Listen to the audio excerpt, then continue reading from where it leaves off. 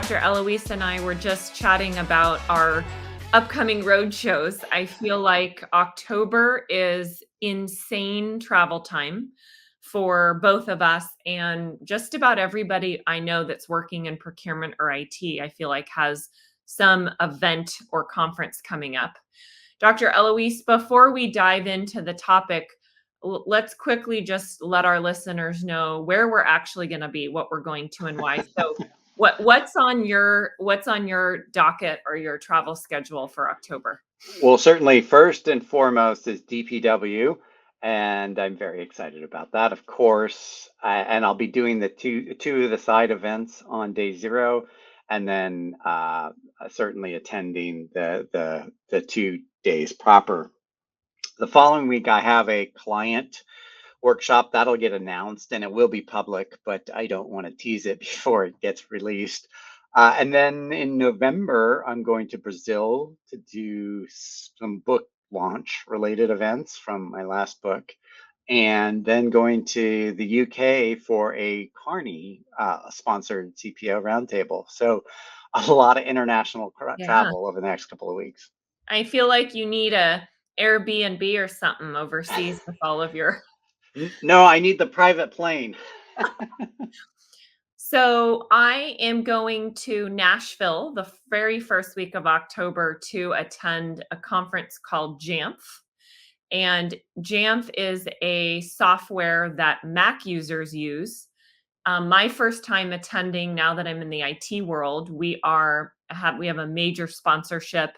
We have a partnership with Jamf, and I would say at least 70% of our customers use Jamf. So we integrate with their platform. So will be a very, very interesting and exciting conference for me to actually attend an IT focused conference and a conference that is geared toward Mac users, which I also am. And then I head from Nashville directly to Palm Springs to attend SIG, which is the Sourcing Industry Group conference. I want to say it's my eighth SIG. I feel like I'm a regular there, and it's almost like a little family. And I am doing a couple things at SIG. I am hosting a LinkedIn workshop. It's a 90-minute session teaching buy side folks and sell side folks how to better optimize LinkedIn. So, we're going to be actually doing live real time exercises and activities. So, profile updates, learning how to write content, post content. So that I'm very excited about, because I'm a little obsessed with LinkedIn, and I had a lot of fun brain dumping all my knowledge into a deck. And then the end of day on Monday, I am facilitating a session called How to Sell to a CPO. I spent the first part of my career selling enterprise marketing procurement software and had some success approaching it a very different way, much more of a content led value ad strategy. So, Joseph Martinez, Lawrence Kane, and Genti are going to be on the panel, and we're going to talk about best practices and things that they like to see from sales reps, and hope that the sell side folks will walk away with some tips and tricks on how to better sell and get in front of buy side folks working in procurement. You've got a busy fall too. That's a lot. Yes, I am not like you in that I'm not international, so I feel like my trips are a little bit easier. But yeah, living on the road for 10 or 12 days takes some practice. Yes. I have my, you can't see because if you're watching on YouTube, I have my fade in the background, my blur, but my office has been turned into event zone, and I have stacks with post-it notes and boxes everywhere because I'm trying to keep myself organized, and I have to pack an event suitcase and then a clothes suitcase. Wow. So, Dr. Eloise, what are we going to chat about today? I think we should talk about the ephemeral topic, build versus buy. And related to that, also, we'll probably delve into data as well, because these topics, while they stand the test of time because we always are fluctuating between build versus buy, or we have bad data. So we'll tread some of that, retread some of that ground, and maybe tread some new ground, hopefully. And I think the inspiration for this is twofold. I was at the Cievo Friends conference this week, and the topic of data, of course, was top of mind, uh, and sort of data cleanliness and community data, by the way. And then the other was the other topic. I was talking to a client this week, and that said client was absolutely frustrated with the entirety of the procure tech space and had no interest in spending more money with more platforms. Their source to pay provider, one of the better ones, they was very, very, very, very painful for them to put in, and they have a couple of point solutions. But this client is absolutely categorically done buying more software, and so we spent a bunch of time talking about how one might build using OpenAI, and that discussion has taken off a couple times. Sidebar: my Carney colleagues are going. They ran a research survey, and they're going to present the findings at DPW on day 2 breakfast, I think it is. Anyway, be sure to check that out if you're attending DPW, either in person or online. However, this topic is just so rich, especially now that we have this very, very powerful AI toolbox at our fingertips. So interesting. I had the reverse. So 2 weeks ago, I was talking to a customer and they were describing how their IT team decided to build their own internal IT asset management solution. So instead of buying something that was already off the shelf and that allowed them to do their own configurations, they decided to build their own solution in house. And 4 or 5 years into it, with some major layoffs that took place, so a downsizing internally within the organization, they struggled to have the time and resources to maintain the ITAM solution that they had built internally and decided to ditch it and go out to market and buy something. They happened to pick us. But that was an interesting journey and story. So, kind of the reverse of what you just described. They did it in house. It caused problems because, in their case, staffing resources, and they decided to go out to the market and buy something. So I think there's good arguments that can be made depending on what the solution is to look at a business case for both. You can build a business case to build something in house, or I think you can build a business case to go out and buy. Well, and these things go in cycles. And if you're around long enough, you see it's build, build, build. Now buy, buy, buy, build, build, build, buy, buy, buy. And so over time, you just sort of, and each organization has its own culture around this. So it's important not to get too dogmatic about whichever one you choose, because whichever one you choose is fine. It's going to be good and it's going to be bad.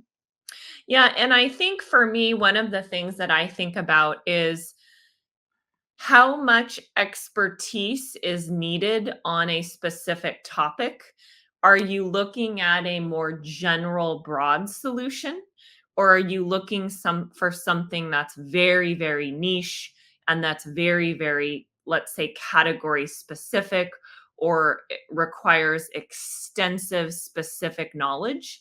And to me, that can drive a lot of the strategy of, do you go out and buy something or do you look at building it internally? Right. Now, here is where I might step up on my soapbox and say that building building apps in procurement is uniquely challenging. So I could make the argument to build an ITAM solution to deal with our assets and managing that, arguably. However, or I could see where IT would make that logical case.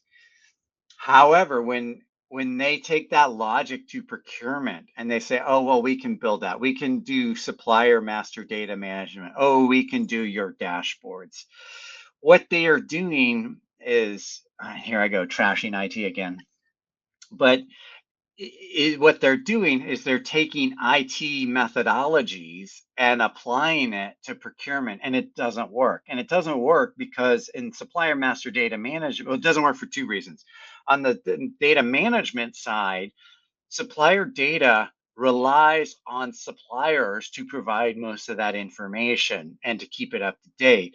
And but regardless, it's a very external focused. It's data exchange with people outside the organization. It's not like part numbers or materials that IT could theoretically control. They don't do that well either, but that's a different issue. But certainly supplier data is not in the purview of IT. So that's why supplier IT-led supplier MDMs efforts fail always. They always fail because if you have tens of thousands of suppliers, which that on its own is its own issue, the IT can't handle that. On the flip side, when it comes to dashboards and analytics, IT is bringing the here's what Power BI or Tableau or whatever visualization tool can give you. So we're going to take that and put that on top of the data. Unfortunately, visualizations of data are not the same as analyzing data or creating intelligence from data. And that's where IT dashboards fall apart. And so when I go into clients and see these quote unquote dashboards, I just roll my eyes because they're silly and they're not useful. It might be, oh, they're mostly not useful. And because we really need to get to those next levels. And you can't do that from looking at it from what the tool can give you. It's understanding how the data informs your category strategy or your supplier strategy. Yeah, so the question is, can you build out a UX and UI that is very, very simple and easy internally, right? Do you have the bandwidth and capacity and the knowledge that's important to do? And then if so, how can the team actually action it? Yeah. And that's the goal in all this. And I'll just make one other point, which is a little related to both of my points, is that when you do go out to market and you use a tool, and I'll just use Cievo as an example because they have this concept of community data, and I will note that others like Coupa have it as well. So don't at me because I missed that. Um, but essentially then not only do you essentially get the power of the network and you get the classification and the updating of supplier records, but also the power of benchmarks and data across more than one client. And that to me is powerful, and it is what's going to differentiate any solution in the future is this networked data. So for folks that are listening to this episode and let's say that they're a practitioner and they're in a place where they're actually thinking about should I buy something or build it? What do you think, Dr. Elouise, if you were in their shoes, what would your kind of checklist look like? Because I think it's important to have some criteria as a basis to make this type of decision. um I'm going to give you a consultant answer that says it depends. But it's easy to figure out. Like I'm not dodging the question. I know it sounds like that, but it's the culture of the company. You don't want to, if it's a build culture, you don't want to waste all your time, money, and political capital just simply to buy an off-the-shelf solution. You, you got to save that political capital. So I'm not a I'm let me rephrase that. I'm a fan of just doing what makes sense in the context of the organization. And so your ITAM example, if they let go most of the IT department, which by the way is a pretty common trend these days, then the development and Yeah. maintaining of said application, it's like there's nothing special about it. Just buy it off the shelf. And sometimes we get wrapped around the pole on these issues that it's just like just buy it. It's like a sourcing tool. Just buy the sourcing tool it's going to be 10 times, 1,000 times better than whatever you can build. But if you're talking about things that matter, like intelligence or analytics or supplier master data, get some help with that because you can't just build that. And then I'll just add maybe one other point is all of this will change because I think the wild card here is the power of OpenAI and the other AI libraries that are being developed because they will change the paradigm of how quickly everything can be built and how to maintain. Yeah, and I think it also something that we need to throw into our conversation here is the whole idea that procure tech kind of swung from one side of the pendulum to the other, where it was SAP or Oracle, we're going to buy it and it will do absolutely everything, to we have a very, very specific one-off point solution, and now we have thousands of them, and there's too many solutions in the market. So as it's kind of leveling back more towards the middle, where I think we're going to see people not buying as many very niche category one-off solutions, but looking for things that are more comprehensive. I think that also plays into the build burst buy strategy. Yeah, and it's a great point, and I actually would say that it is a continuum. But we started with the big suite providers, then we have the procure tech explosion, which is going to come back to earth here a little bit. And then we're going to continue a little further down the continuum. I don't know. I'm not a math person, so I don't know if it's a continuum or an axis or some other mathematical object. But we're because nobody's going back to SAP and say and asking them if they can solve everything because we all know that they can't. We know that the procure tech explosion is chaos, and it's just an overcorrection to the SAP or Oracle will solve it all. But now I think we move further down the continuum to something new.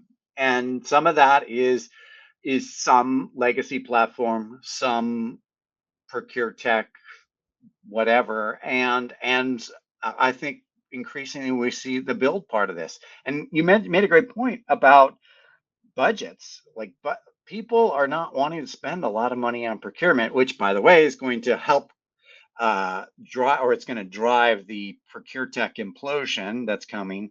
But also, like, why not? If we already have OpenAI, why not give the building a little bit of a shot? So my mind immediately, so I think budget is huge. We all know procurement doesn't typically own a budget. They're there to support internal stakeholders. I- If we are going to start thinking about looking at this build and organizations are going to say we're going to, especially those who have a culture, right, to build more internally, what does the team need to look like the talent of the team moving forward, I think is an important thing to think about if you're going to be building internally versus buying, because to me those can be very, very different skill sets. You need to have people who can actually build. Maintaining is super, super important. Once you build it, if it's not maintained, what good is it going to be in a year or 2 years? And then you have the change management UX UI piece, making sure that somebody internally makes sure it's simple and easy to use. And then you've got the data piece, making sure that the data can be easily interpreted and actioned on. Yeah, and I think there's work to be done on all of that. And I think there is going to be a difference here because this is not go sit down and like we're all going to sit at our desks and write applications that then have to be maintained because that would create its own set of chaos. But think about if I'm a category manager, I can just go to OpenAI, ask it some questions about the market, and sort of pull in other data sets, and it'll do all that in the background, and then I can ask it to help me develop my category strategy. So I haven't actually built a tool, but I'm actually developing that, or it's helping me develop my category strategy. Now, then what happens to that afterwards then it becomes, the output is how do we manage the output of that and manage the execution of the category and track all that. But I'm my suspicion is that that'll happen more in the sort of AI brain, more so than building a full-on app to manage categories, as an example. Well, and then going back to my staffing comment, that you need, if category management is going to change, which I think it already has started to, and I think it's ripe for disruption with AI, you're not going to need 15 or 20 category managers anymore.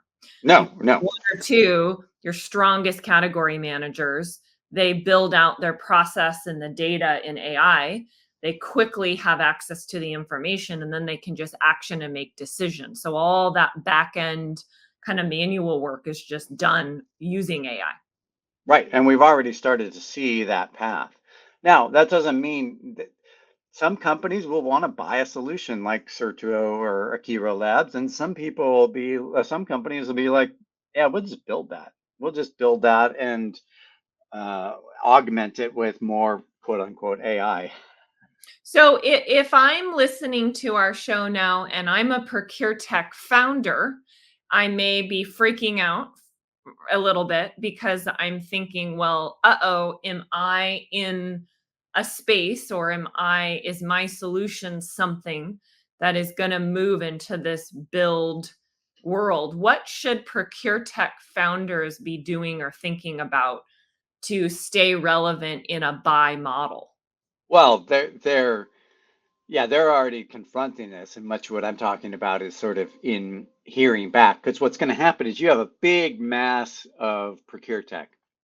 And by the way, it's all good, and I'm very proud of what everything's built. This is not meant to be a shot at any of Yeah, them, but it's but too much. I mean, it's just people yeah, don't have enough bandwidth or budget to buy 15 or 20 different applications a year. I mean, it's a number. right, and the costs are too much. So let's say you pay. Let's use just simple numbers. You pay $1 million to whatever source to pay platform. Doesn't matter. And then you're going to pay a couple 100,000 for, let's call it, well, let me rephrase that. You got your source to pay legacy $1 million. Fine, we all get it, sunk cost, whatever. And let's say you need to add five more tools on top of your source to pay because it's just not doing those five things we needed to do. I think that's a very legitimate, or not legitimate, but actual typical approach.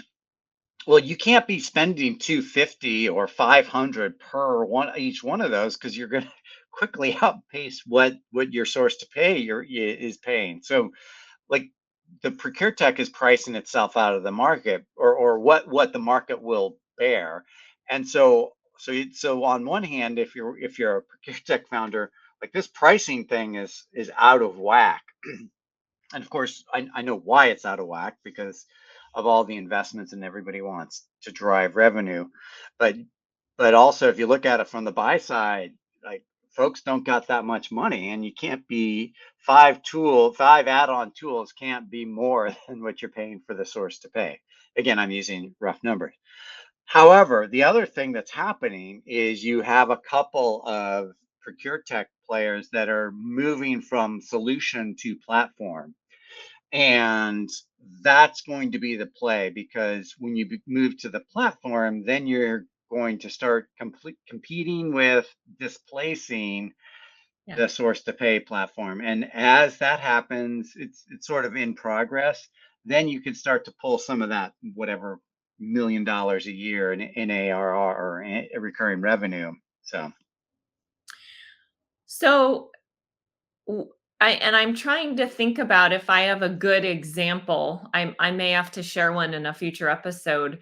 Do you have any examples from any of your clients this year that have done build well? Like, wow, they crushed it. This is a great use case example. no, in fact, my client that spurred this line of thinking earlier this week, he asked the same question, and I said no. There's nobody that is doing that. I think the closest, by the way, I don't mean that derogatorily. We haven't had enough time and capability.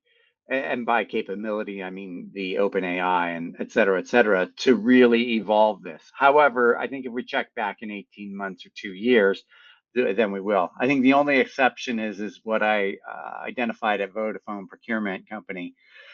VPC has done a lot in this realm, and I wouldn't say that they've succeeded, and I don't think they would either. What they've done is a lot of exploration and trial and learning, and I haven't checked in with them in a while, but it's what they're learning to me that's the most interesting thing. And I think this will define future leadership in IT and procurement moving forward is folks that have the muscle to be able to hire and build out internal infrastructure to build some things. Now, I don't think all solutions are right for this and all categories make sense, but I do think leadership needs to be aware and be more open to the model of considering doing some things internally.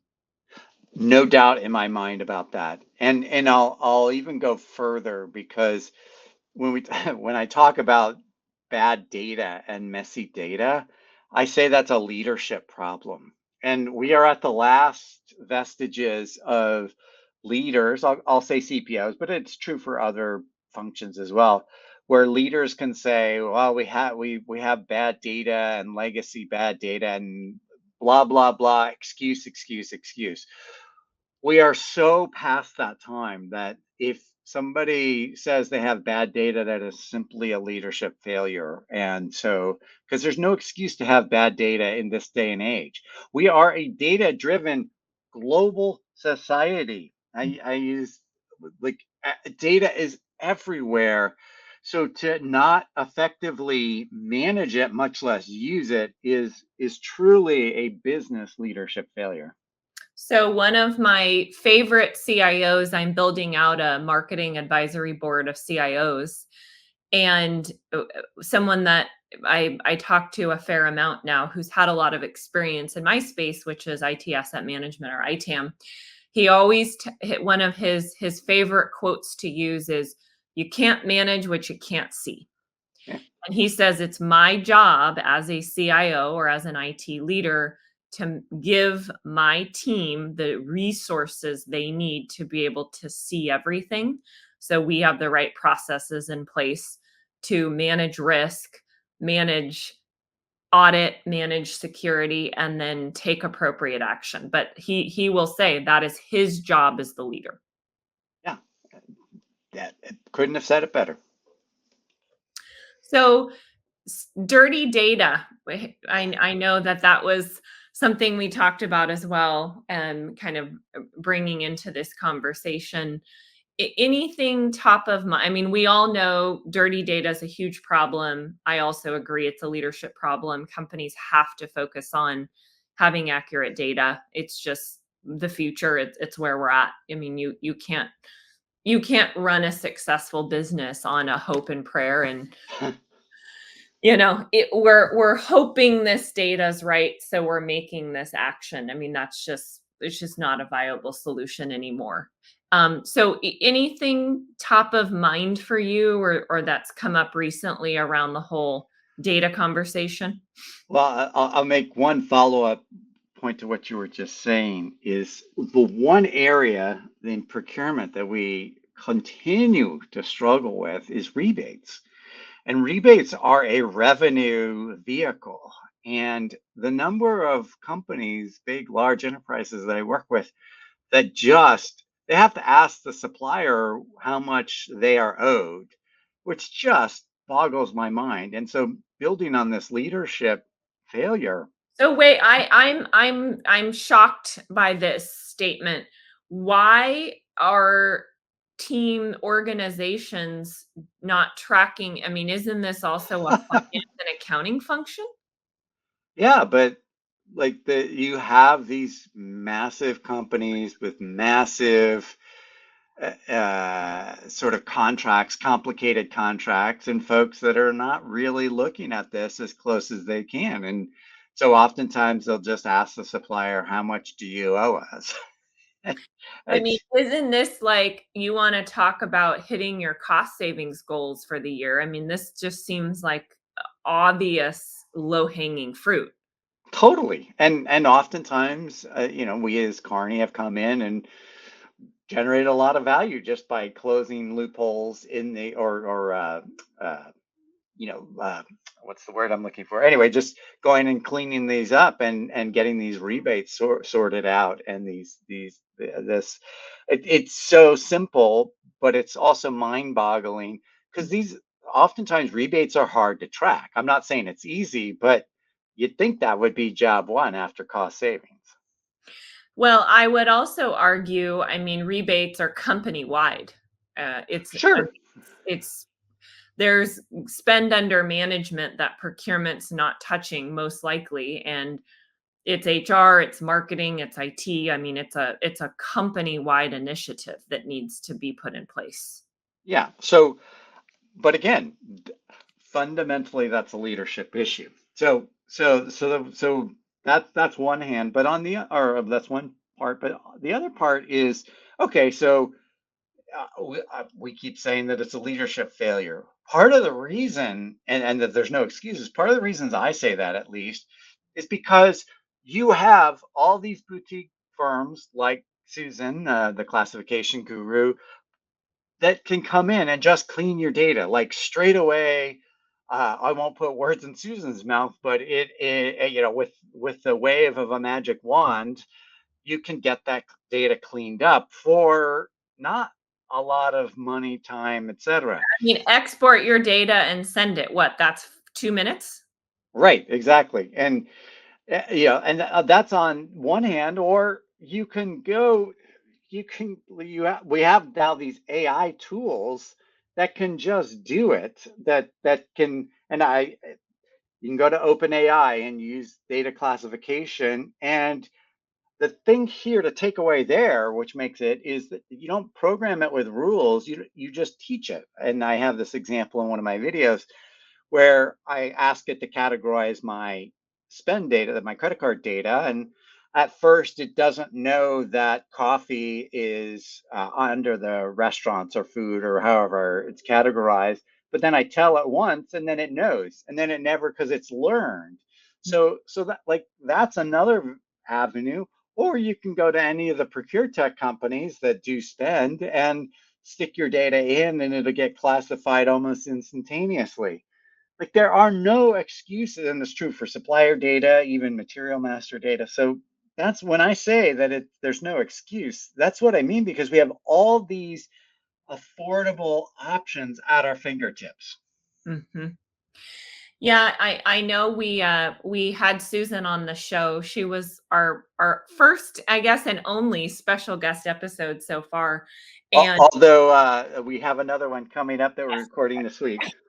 but it's, I mean, we have people who have built entire businesses around the whole data cleanliness piece because it is such a problem, and there's a solution. So it's just mind-boggling to me. And in my world now, again, that I'm in IT, having your asset data is a huge, huge focus and priority for smart IT leaders. Knowing where your hardware, software, and cloud infrastructure, where assets are, what is the usage, what is the risk component, having all the data for audits and compliance. I mean, it just, if you don't have it, your company is at risk in so many different levels, and you can't execute and operate as you should. And I feel like that's true for any department when you're talking about not having visibility and not having clean data. Yep. Yep. I mean that, and in that you have multiple different options. If you're a build, then you can build it. If you're a buy shop, then buy it. That's the point. There's lots of options now. And I would like to ask if we have listeners who have a buy versus build or the reverse story, drop us a note in the comments on YouTube. It would be really interesting, I think, to collect some listener stories on if you've had an example where you built internally, didn't work out, why didn't it work, and then you pivoted to buy, or you bought didn't work, you decided to build your own. Because I don't have a ton of great use cases for the internal build yet. It sounds like Dr. Elouise, you don't either, but it'd be interesting to collect and kind of watch that over the next few months. Yeah, and I think that will change. That will change over time here because uh, that will change as the uh, let me rephrase that. We are in the research that, and I'm not I don't want to steal people's thunder, but there is a lot more appetite for building than I think we've seen in the past. I know that anecdotally, but I'm pretty sure that's what the Carney survey will show too. Interesting. Will those results after they present at DPW, will those be made available publicly? Do you know? Yes, they will be, and there'll be a white paper. We will, if and when it does become available, I'll make sure to drop that in the notes section as well for this episode for folks who want to go and take a look at that information. Yeah. Alrighty, I think that rounds out our combo today, Dr. Elouise, unless there's any last minute thoughts. No, I will give credit to my colleague Shaquille Nathu. You follow him on LinkedIn because he will be posting about this. He ran the study, so I think I haven't seen the I've seen a little bit of the output, but follow him if you want to see that. So Awesome. Well, that wraps up another episode. We will be back next Wednesday. If you are not yet subscribed to our YouTube channel, hit the subscribe button, drop us a note in the comments. We also have a form you can fill out if you have any questions about episodes that we've already produced and or any topics you'd like to hear us chat about in the future.